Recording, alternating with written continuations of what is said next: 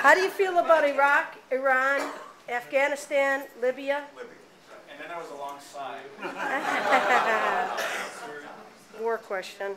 You know, my grandfather was you know, a 19-year-old who laid it on the line when he answered the call to serve, and many of my uncles and my brother signed up to the Navy literally about a month or two right after 9/11. And I remember the conversation with my brother about, you know, I really want to go, and should I go? And we talked about it. It was a very personal conversation, and he ended up signing up. And now my brother suffers from post-traumatic stress disorder, and he lives in Wagon Mound, and he has to come to Albuquerque for help. And so I believe in defending our borders and having strategic interests protected.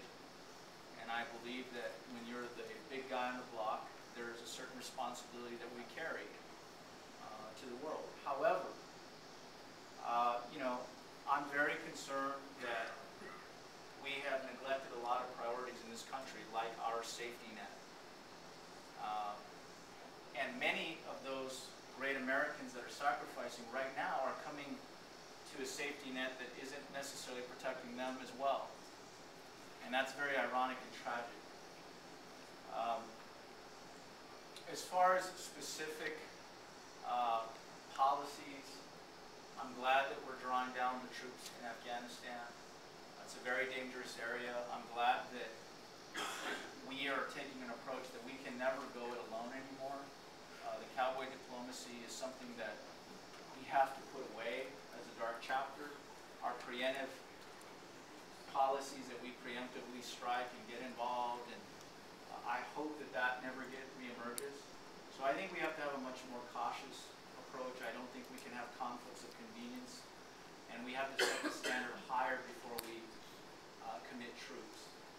Having said that, I think we've made some improvements and some impressive gains that the troops should be acknowledged for in terms of minimizing the effect of the Taliban and Al-Qaeda and some of the other very difficult, challenging groups. So my hope is that we will focus domestically, and that we will begin to reduce our investment in the military, and that it would be needed, and that we strategically protect certain areas of this world using other resources like NATO and some other organizations, so that we never go alone.